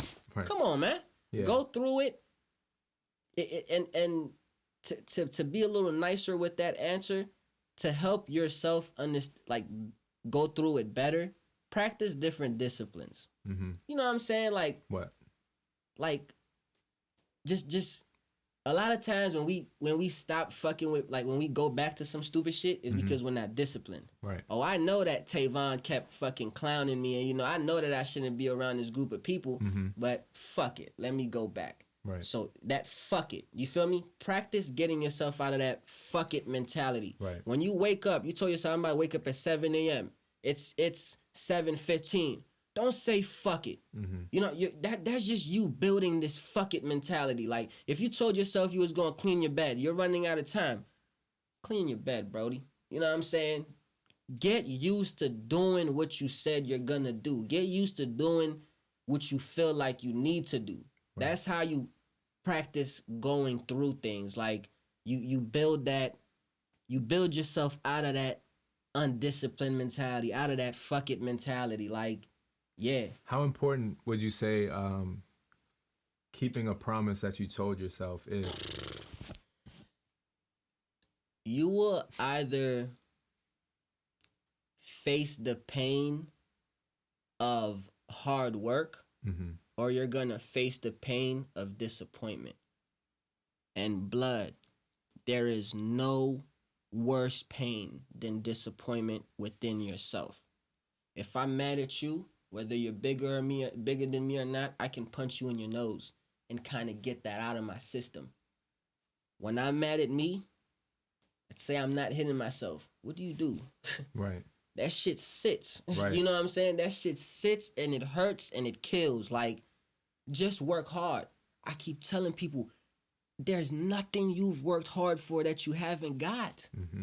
I used to think about building a studio in 2017. I'm going to different office spaces, pitching. Well, every time I was like not getting my way, I never felt like I lost, cuz I just felt like this just wasn't the right time. I gotta keep pushing. I gotta, yeah, bruh. Like, I kind of went off track. So no matter how long it takes for you to keep that promise, you're going to just be relentless. Exactly. Keep the promise, bro. That hard work, like, there's happiness in it. That, like, it's a weird thing. Like, how do you find that? How do you get to that point? Like I said, like, to that happiness. Yeah, because right now, I mean, everybody knows we live in the age where that end product is what we should be happy for. Instant gratification. Instant gratification, that prize at the end, that $1 million. Word. But how do you find the happiness in, I gotta work to get that $1 million. I gotta work to get 232,000 plays on a song. I gotta work 3+ years, 4 years to finally get my studio. How do you find the happiness in that process? First things first, again, understanding yourself and doing what you want. Let's start with that. I wanted to be a businessman. You feel me? Like, I personally don't know how to tell somebody to find happiness in working at fucking McDonald's or even an IT job they don't want to do. I don't know how to tell you to be happy doing something you don't want to do. First things first, start doing what the fuck you want to do. Second thing, man, it's just appreciating the process. You find happiness in the lessons. You could blow. There is not one person who won $1 million plus lottery is a fucking billionaire, because they don't have the like that. They didn't build. You know how you scope a diamond? Like, they weren't molded into like a business mindset. They didn't build the discipline to make that $1 million. Exactly. Right. So I loved that morality music wasn't working out at first, because it's just like, yo, I have to learn new things. And when I ended up at Revolt. Right. When my girl now, she's starting her business. I don't have clients. She's getting mad. Don't get mad. This is good. Yeah. You're going to learn how to solve this first fucking problem. You feel what I'm saying? So find happiness in that. Like, R.I.P. Trap, bro. But when he died, he was shooting a video. He didn't die Alante. Fat Trap his name is Alante Banks, young. He wanted to be Fat Trap, though. You feel what I'm saying? He died Fat Trap.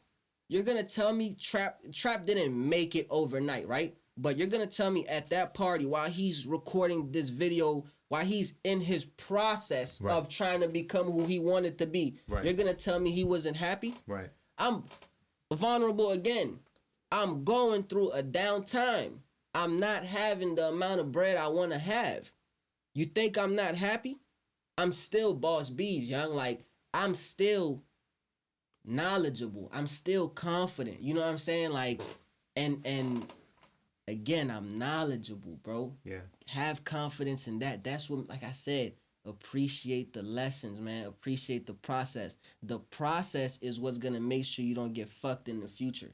The process is why I know not to just throw my money at anybody saying they doing marketing services. Right. It's because I've got fucked before. Right. And then when that happened, I didn't think, oh man, I'm out of the music industry. This nigga just throw $1,000 from me. You just give up. No, bruh. Okay, I won't do this again. I'm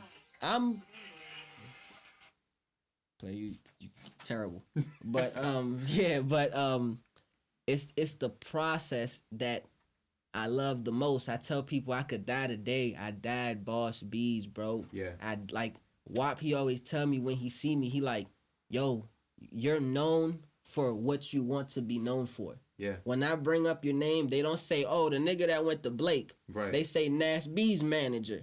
They say, oh, the nigga that run the studio? Right. You're goddamn right. I'm broke. You know what I'm saying? I want me to say I'm broke. Like Dave Chappelle said, I'm broke, nigga. But I'm Boss Beez. And that means the fucking world to me. You feel what I'm saying? So appreciate that process, man. And everything gonna be good, bro. How do you plan for things like that? Like what type of preparation is involved in actually executing these ideas that you want? If you're not going against your grain, how do you start preparing to execute to start getting to that goal that you have in mind? It's gonna sound really simple, but first it's all about making a plan. You know, real shit. Yeah. A lot of times people just say, I want to be rich. How? You know, I want to do nails, babe. How are you gonna structure your Instagram? How are you gonna market? Like, there are these different branches that go into business. So really start. I'll say this, man. 2 things you can do to help yourself, bro. 3 things. Plan. Give yourself time to learn about what's going on in your industry. You have to understand the industry you're in. Understand, like we talked yesterday, what does it take for you to be a good studio? What does it take for you to bad studio? Understand these little things. Boom, you now know what you need to do, right? Make a plan for how you're going to do it. What's going to make you different? You see what I'm saying? These little things. Okay, this is what's going to make me different from everybody else. This is how I'm gonna spend my money. Let's say you're trying to do merch, right? This is how I'm gonna spend my money to get the merch. So now you have your capital, you have your brand, and then you have your business model type shit, how you wanna go. Your first fucking, those 3 things I said, it's probably not gonna be the exact same a year from now. But that was your first plan. Just start. Just start. You know what I'm saying? Like, even me, like, I didn't know everything it took to be a good manager, right? But I knew that all I had to do was learn. You feel me? All I had to do was put the effort in it, study what these other people are doing, and then try to do it in my own way. And it works, bruh. People make success too complicated. It's not that fucking hard. Work hard. You know what I'm saying? Work hard and study. It's so fucking simple, bro. I can't even... I'm passionate about it because it's crazy. Yeah. Just study and work hard. Study and apply. That's it. And yeah, we already talked about the team shit, but yeah, man, just study and apply, and planning and moving forward is going to be a lot easier for you. Seriously. What would you say got you to that point to just be able to just start applying? Because you've had so much knowledge, you've been studying so much. What helped you be able to just start applying everything that you got, that you've learned or that you've experienced? I'll say this. One, people don't apply because people are scared of how they're going to be seen sometimes. Or I don't want to start this because I might fail and niggas going to think I'm goofy. Do you think that's like, before we get back to it, do you think that's like an us thing, like a generational thing? Hell yeah. It's a generational thing. Just a generation? Yeah, do you feel like other generations have that problem? Not really, because there weren't so many eyes and judgment on the other generation. The last generation, bro, Boondocks was on TV saying, nigga, you gay. Yeah. You know what I'm saying? Like saying the wildest shit. They didn't care because it wasn't too much judgment or spotlight on whatever the fuck was going on. This generation, it's Instagram. Like, niggas are so scared to look goofy. Like, if you lost a fight, bro, you lost a fight. Nigga, I got my fucking jaw broken by one of my best friends. Right. We're friends now. Right. You see what I'm saying? I have no problem saying that because that's just part of life. But another nigga would be like, nah, man, I ain't take no L. Yes, you did, bro. Just tell the world you took that L because you're probably helping a young nigga who's taking the same L figure out that he can make it out of this shit. You feel what I'm saying? So, again, a lot of people are afraid to start attacking because they're afraid to take these risks. They're afraid to look stupid. But don't be. I've never had that problem because, like I told you earlier, I never give a fuck about what people thought of me. Yeah. So I know people are thinking about me, but I don't give a fuck what you think. I'm just finna do what I gotta do. You feel me? Because at the end of the day, I pay my fucking bills, B. Right. You feel me? So I'm just doing me. Yeah. So that's that. But to other people, bro, it doesn't matter what so-and-so thinks. It doesn't matter if your mom's not supporting you, nigga. My mom is Haitian to the core.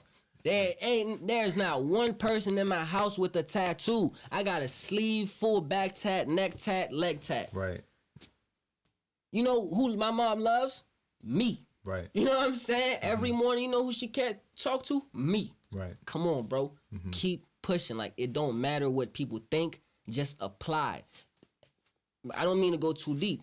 My girl, her family, they were, oh, Isis, don't drop out, blah, blah. I know, I seen my girl in college. She did not fuck with college at all. Oh, please don't drop out, this, that, the third. Just giving her hell, giving her hell, giving her hell. She drop out. She goes to nail school, whatever, nail tech school. She passes that joint, graduates, get her license, opens her own fucking nail place, has her own brand and her own fucking nail room to do nails in. This shit is official. Right. Her mom bought her nicest little logo / thing established in 2020. Her mom put the same person that had everything to say in the beginning supports you now. Cause you just applied. Trust me, bro, you'll gain their respect. And Isis ain't on some, oh no, mom, you ain't support me at first. No. I hope you see what I was telling you about now. And I don't blame you for not supporting me at first, cause I ain't have shit to show. Right. The fuck? Hey, Zach, I'm about to start this new kayaking company. Okay, Beez, do your thing. And I'm not, yo, why you ain't been heavy posting my shit, da-da-da. Bro, like what is your kayaking company, bro? Do you feel like people should show support for you, like, immediately? Hell no. Fuck no. Matter of fact, I hope every time somebody starts a business, they're alone as fuck. What do you feel like, why, and what do you feel like that does to a person? Because, you know, people love pity so much, you know? I don't mean to say some off shit. I support black brands, right? Right. But I hate when somebody's first marketing strategy is black-owned business. Right. Nigga, don't give me that pity bullshit. Right. I fuck with you because you're black, but I want to buy your shit because it's some good material. Right. You see what I'm saying? Not because you're just black. I don't have pity for that. We're blessed as black people. You know what I'm saying? I do not have pity for no one. When somebody starts a new business, you have nothing to show. You have nothing yet. It's new. Why the fuck should somebody just believe in you? Right. Why? Cause you're their friend? That's not life, man. Get the fuck out of that mentality, bruh. Show somebody something to believe in. All these artists hitting me up. Yo, I want management. Why would I fuck with you? What have you shown me? Right. You see what I'm saying? Are you going hard like Nast at least? Nigga, are you going hard like me? No. You haven't shown me that. So how can you really be mad that I'm not supporting you? So again, every time somebody starts a business, I hope you're alone as fuck. I hope in that loneliness you find yourself. Right. You find that dog for yourself that, you know, I found. And once you find that dog it's gonna elevate you to a whole nother planet. Like, and that's when the respect is gonna start coming in. And when that respect comes, take that shit. Don't be on some dramatic, soft ass, oh, you ain't fuck with me and on the come up. Right. Stop, bro. Yeah. Cause when you get to my level, you know how hard it was to get to my level. You'll understand why I can't just quickly respond to your DM because of how much shit I'm thinking about throughout the day. You feel what I'm saying? So your simple ass, yo, I'm trying to work. Fuck, nigga, what does that mean to me? Like, what does that mean to me? Like, yo, I have a new business. Can you shout my shit out? What does that mean to me? Right. I have a brand, bro. Imagine if Boss B starts posting about, you know, some off shit, Wrangler jeans. Cause my Brody, he sell Wrangler jeans. That's not part of my brand. I can't do that. You know, I've even had to tell my brother one time, like, I can't support your business fully because you're on some travel world class shit. I'm appealing to the streets. Right. So imagine if I keep showing street niggas like somebody just lavishly having fun all the time. That's sometimes discouraging, bro. Yeah. So I can't do that. And he understood on some man shit. And now I be peeping him, watch my shit more. It's still the same love and respect. But like, bro, you know what I'm saying? And now I reposted things more because it makes more sense. It's like, that's just part of the game, bro. Right. Don't hate. Like, you gotta pay to play. It costs to be the boss. Niggas don't just say these things, bro. Right. This is real. Do you feel like everybody has that dog in them? Hell no. And that's why I don't want to work with everybody. That's why. Why not? Because what's the point? What's the? If everybody had the dog in them, you think there would be better competition? You think there'll be more innovation? I think there would be innovation because I think there's positive competition, but because everybody don't got that dog, so this is coming from experience. I know people in a higher place than me, right? But they don't have that dog in them, and they sense that dog in me. So they'll try to like close some doors or not allow me certain opportunities because they fear me surpassing them. Right. Because they know how I'm coming. You know what I'm saying? So you have a dog in you, we don't hate on each other. Right. The other day we're at a meeting and I was scared to say, yeah, Zach is gonna type everything we talked about up. So I'm like, yo, I'm gonna do it. And after that, I'm like, yo, you got me? Yeah. Knowing you was already gonna do it. Right. But like, I'm like, yo, I don't wanna undermine him. But you're so confident in yourself and your dog, you're like, yo, you know you can say that shit to me, bro. I'll never take it no wrong way. Yeah. You know, if everybody had that dog and that belief in their dog and just was okay with themselves, we can build, bro. Yeah. We can. But we don't have that in the real world. We don't. In the real world, it's niggas on IG acting like they're dogs, but really super insecure, super sensitive, and kids think, yo, this is what a dog is. No, it's not. This nigga's soft. Yeah. How would you... I have a couple questions, actually. I'm really amped. That boy got me amped to like with these questions. How would you say for somebody who's feeling insecure, as somebody yourself, because I've told you multiple times, you inspired me to open up a lot. You know what I mean? That's something I worked on because of you. Right. And how would somebody who feels deeply insecure on the surface, they are rock solid? That's what they're showing, at least. How would you encourage somebody or guide somebody to start breaking that shell down and really getting to the core of themselves? Say your insecurities out loud. You know what I'm saying? Make it real. Make it real. I'll give you some of mine. I fucking hate my teeth. You know what I'm saying? Like, I don't like my teeth for some reason. You know what I'm saying? That's just me. I sometimes think I'm too skinny, so I can't survive. Like, I get in my head. These are real things. But if you bear all these things, you'll never know that there's somebody going through the same shit as you. Bro. And you'll never know that.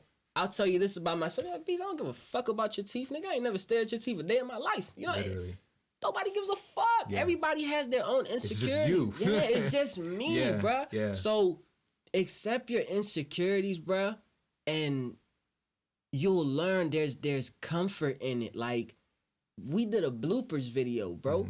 I love doing shit. I love showing people that I'm not perfect because I know you're not perfect too, but we can keep working towards perfection. You know what I'm saying? Real shit. Like, I ain't perfect, but I work on that at least. Shout out Mozzie and Blast. Yeah. You feel me? Yeah. So just accept yourself, bro. If you think you're overweight, tell your friend, yo, I'm feeling like I'm overweight today. I'm in my head. If you're feeling envious, bro, tell your homie, bro. Yo, I ain't gonna lie. Like, you flashing all that bread, I'm job broke. It's job like getting to me. Right. I don't know. Like, I don't want this shit to keep stirring up. So I'm gonna remove myself. It's okay. You're not a hater. We all feel envious, nigga. Real. Come on, bruh. Like, come on, bruh. Like, just accept yourself. Say it out loud. Yeah. Say it to your friends. Say it to people you trust. Like, and you'll notice that, one, you're not the only person with insecurities, and two, nobody gives a fuck about your insecurities. Yeah. So it helps you out. You feel me? I don't know the question you asked. I keep feeling like I'm getting off track. Nah, it's cool, because I was about to ask next, like, do you feel like all this work that you do on yourself, and with my kind of optimism, I feel like other people hopefully are working on that too. 100. Do you feel like those align at perfect timings for whatever reason? Like, now, for example, you mentioned you can start posting your brother's stuff, right? It's not because you've changed in any kind of sense. You've actually become more of yourself because you're hiking more, you're traveling more. And somehow, some way, these brands align. 100. How would you say that really starts to happen? Like, why does that happen? Like, I think everything aligns same way we link. Like, everything aligns when, but it's like when, like, everybody's focused on themselves, like focusing on bettering themselves. Like, I love you. I ain't focused on bettering you. Right. You know what I'm saying? You are. Right. So you being on that type time and me being on that type time, it's great because I'm not gonna allow myself to do some shiesty shit to you. Vice versa, because you're working on your fucking self. Yeah. You feel me? I feel like even with my brother, like, my brother's taking a shift. Like, he found God. You see what I'm saying? And started calming down a little more, this, that, the third, and just started really working on himself, and we aligned. You see what I'm saying? So it's so weird and it's so cliche and it's so repetitive, but bro, it's just like when you focus on yourself, it all comes to you, bro. Yeah, that's something I thought about a lot, actually. Like, the more selfish you are, the more selfless you can be. Yes. Isn't that weird?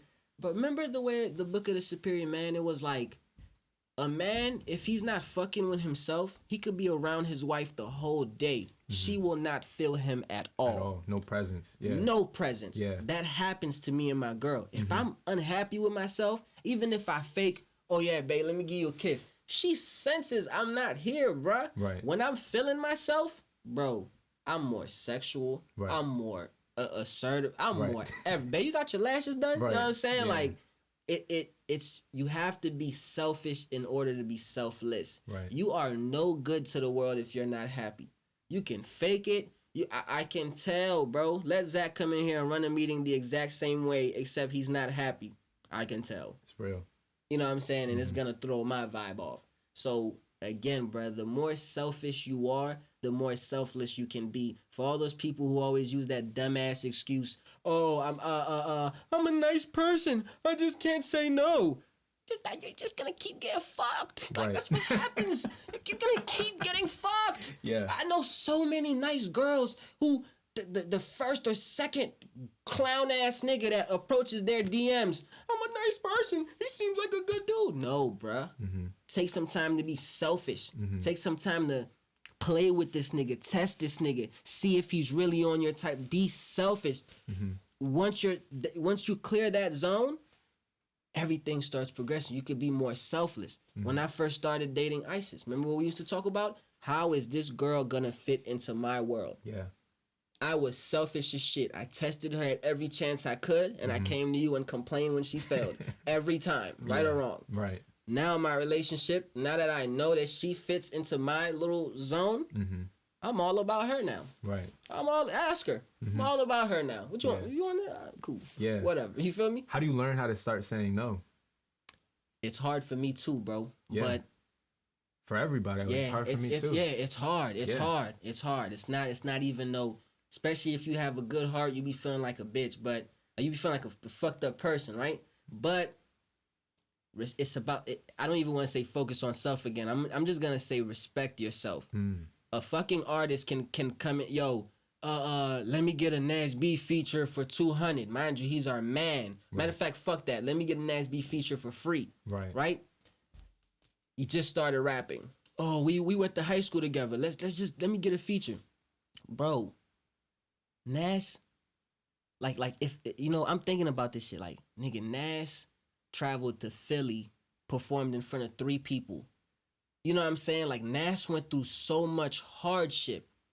So even if I do feel fucked up to bro for saying no, I'm not gonna feel more fucked up for like disrespecting the work we went through. You know what I'm saying? The grind we put in. So I'm gonna respect my story and say no to you. I have homies right now who hit me for management, who hit me for this, who hit me for that. But I know they're not, I know they haven't put the work that I put in. I know they're not as serious as me. It hurts me to swerve these niggas. It does. But I'm going to keep my respect first, bruh. Yeah. Like, it's never going to not hurt. I'm a good dude. But at the end of the day, I'd rather just be happy with myself. Like, you feel me? Because if I say yes and start managing A, B, C, D, you know what happens to Nas? Just, I lose track of that shit. I lose track of what really matters. Come on, man. Like, just because I keep saying yes. All you fucking women out here always saying yes. I keep tying it back to that. Sorry about that. Like, because I know women watch what I say. You know what I'm saying? Like, you keep saying yes to whatever a nigga give you. Come on, bro. You know, my girl's not perfect. But you know what I love about her the most? She don't take no shit. Yeah. She don't take no shit. Like I love that. Oh, babe, you was flirting? Oh, yeah, we're done. Yeah. I'd be like, damn. Like cold. Like cold. Like what the fuck? Like, so it forces me to be on my shit. You know what I'm saying? Like, I'm not, no, we're good. No hard eyes, no fire emoji, no responding. I'm good. I'm on my shit. I respect that you have so much respect for yourself. Right. You see what I'm saying? Like, instead of being a little green ass bitch, oh, you're so cute. Let me just throw this pussy at you. You think you're impressing me. You're not. Right. You know what I'm saying? Like, for the niggas who are trying to disrespect your business, always asking for discounts, and you saying yes, you think you're impressing them. You're not. In their head, they're thinking, I'm always gonna get a discount out of this nigga. And every time they get a discount, you don't make money. They lose more respect for you. They lose a lot more respect. They start coming to shit late. They start, the second you get too comfortable, you're gonna get fucked. I'm not gonna, you're getting fucked. You know what I'm saying? I have to really let y'all know. Let y'all know. You're not, something bad's happening. You're getting fucked. Like, so don't do that. Talk to me more about that, because you were saying getting too comfortable. And tell me about some times that you could say that you've gotten a little too comfortable. No need to use any names or anything within your own business. Times that you've gotten too close, or and had to learn from removing yourself from those type of situations because you respect yourself and your business more than somebody else would, more than me. More than Play, more than Kel, you respect yourself and your business more than anybody else. So, when I first started doing consulting, you know, Zach would always be strict on charge these niggas 1,000, don't go below 1,000. Damn. But real shit, real shit. Man, we even jumped into 2,000. But he was serious about that because he was helping me out. Like, when I started consulting, again, Zach was strict on $1,000. But to some of my homies, I would charge them $5. And the way I would say it, it wasn't like, nah, I'm doing it $5, give me $5 now, boom, boom, boom. I gave them chances, this, that, the third. But like, I started like, and I would have a strict rule, like, yo, we have to meet inside of a building. Like, we have to meet somewhere professional, right? Right. But I'm getting so comfortable that I start pulling up to the block. You see what I'm saying? I'm pulling up in other niggas' hoods. I'm allowing niggas to be late on payment. Right. You know what I'm saying? Like, all these things. And then, you know what I noticed that those people that I showed love to never finished the program. They like, you know, I had a fucking full month program where I'm really trying to help artists understand the industry basics so they're not getting fucked, you know what I'm saying? And I'm really like landing a handout to my homies, right. But I feel like because I wasn't strict enough, because I wasn't solid enough, they got comfortable and they lost the sight of what we were trying to do, and I don't blame that on them. I blame that on me for being too loose type shit. But when I straighten my business out, yo, we charge $2,000. If you pay now, you get it for 1,000. Right. An artist like Bob Almighty, oh yeah, I'm fucking with this. Paid the full 1,000. Right. We went through the whole program together. The nigga is so cool to me now and sharp, and he markets so well, and I don't take no credit for that. Right. All I did was give you a lesson. You choose what the fuck you want to do with it. Right. That nigga looks so cool to me now. It's like, it shows me like, if I respect my business, I can do this for more people like Bob. You feel what I'm saying? And yeah, bruh, to my homies, like, it felt cool saying, yeah, bruh, I got you for 500, but they ain't finished the program. They ain't learned. They ain't as successful as Bob right now. So me being cool with them, really, it's a disservice. Yeah. You have merch. You keep giving your niggas some discounts. You don't think like you're doing them a disservice. Now they're not trying to get money to actually buy your merch. They're comfortable with, you know, little shit like being pampered. And then when you start saying no because you respect your business, niggas gonna start thinking you hating. Because you always used to say yes. So when you start, nigga, keep your respect high. Keep it business. You feel what I'm saying? Like, separate yourself from all that what I want to call, not pity, that good person shit. You know what I'm saying? Be a good businessman. Be a good Fuck businessman. that good person stuff. Come on, man. Yeah, I mean, because you if you have respect for yourself, people start to respect you. I mean, it sounds like common sense, but it's not. Common sense ain't so common. Right. You know, it's actually hard to practice what people preach. And you kind of started talking about this earlier, but earning your stripes in everything that you do, and not just, you know, just taking that handout, what would you say you've learned and how you earned your stripes here at the studio? I earned my stripe in the studio, and I hope everybody's really paying attention to this, because this is a very valuable lesson to me. By one, really showing myself that I'm willing to go broke for what I love.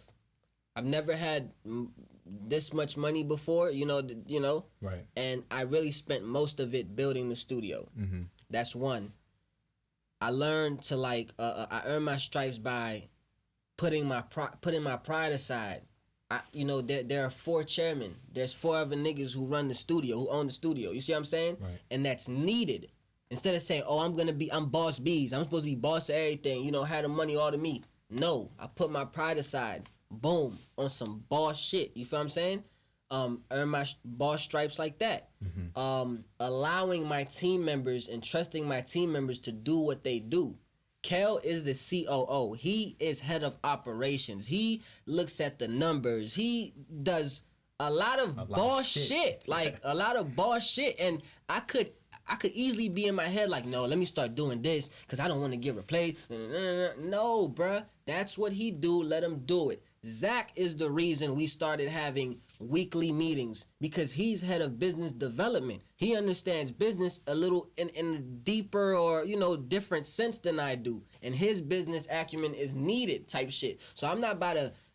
Zach starts the meeting and I'm over here trying to run the meeting because I'm Boss Beez. No, I'm sit back and learn and see how he's asking everybody about their days before he starts getting in everybody's shit. You feel what I'm saying? Like, this studio, like, that's how I earn my stripes, by putting myself aside, by putting my pride aside. Like, you say you're ready for all these things until you really, it's in your hand. I always tell people, you always talk about shooting, bet you 90% of niggas ain't never even shot. Right. You see what I'm saying? It's a different feel when that shit in your hand. So I'm running my shit. You feel what I'm saying? So I'm learning, like, yo, damn, you might have a little too much ego here. You might need to back off a little. You might need to learn a little more. And even like understanding the CEO role of what my role really is. It's not to operate the studio, you know what I'm saying? It's to bring the studio attention. Right. It's to build the brand. Right. It's to come up with new ideas and new partners that'll help.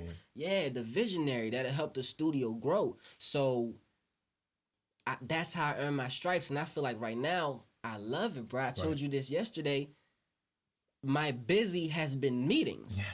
You know what I'm saying? My busy used to be sweat equity. I gotta go clean. I gotta go. Nah, my busyness lately has been straight business meetings.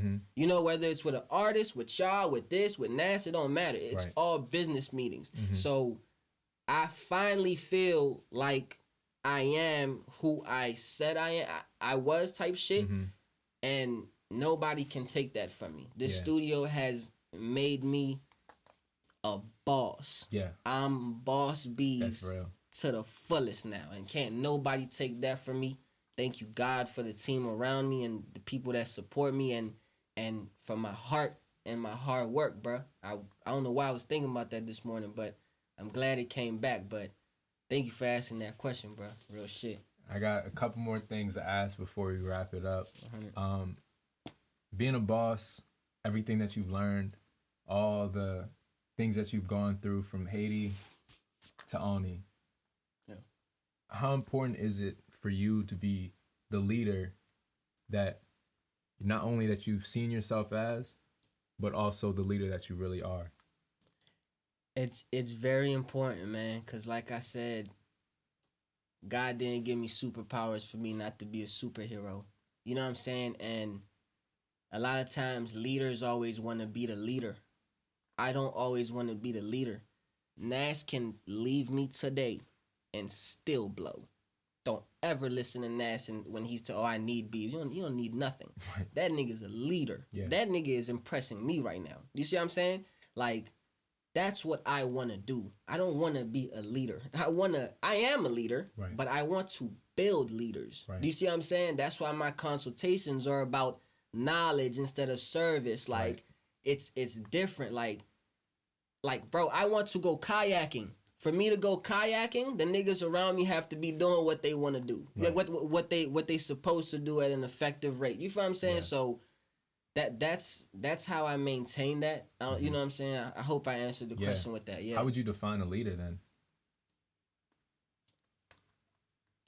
A leader is somebody who's willing. Who's somebody who's willing to be the sacrificial lamb.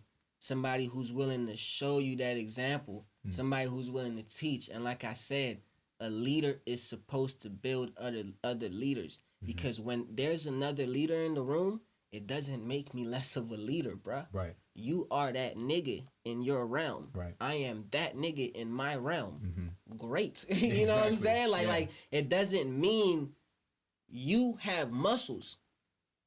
I have muscles, nigga. Right. You know what I'm saying? Yeah. Like just because you're bigger don't mean I have to be insecure about my... Right. No, blood. I have my own thing going. Like, as long as we build each other, that's what I think a leader is. Like somebody who just wants to build, but not just say shit. Show it. Like build through action. Build through care, through time, through patience. You feel me? Like, that's why I don't manage a lot of artists, because I have to fuck with you. I have to know that you're trying to build, that you want to be a leader. Yeah. Shout out to my other artists, Bingo and Phantom. You feel what I'm saying? Bingo, and I love Bingo because he wants to be a leader. Yeah. Do you see what I'm saying? He's already a leader. Yeah. He's so much of a fucking leader, it blows me sometimes. Real shit. And Young Phantom, bro, that nigga different. So it's like, I don't know what Phantom really want to do, but in my head, he has to be a leader because... In his way. His way. Yeah. Because he's too cool not to lead the cool people. Right. Like, you know what I'm saying? So, it's these little things, bro. In my heart of heart, bro, I want to see them win. Their success means I won. Yeah. Do you feel what I'm saying? Like it's weird, bro. Like, it's just so weird. Like, that's my job. Like, I want to see y'all win. I want to see y'all lead.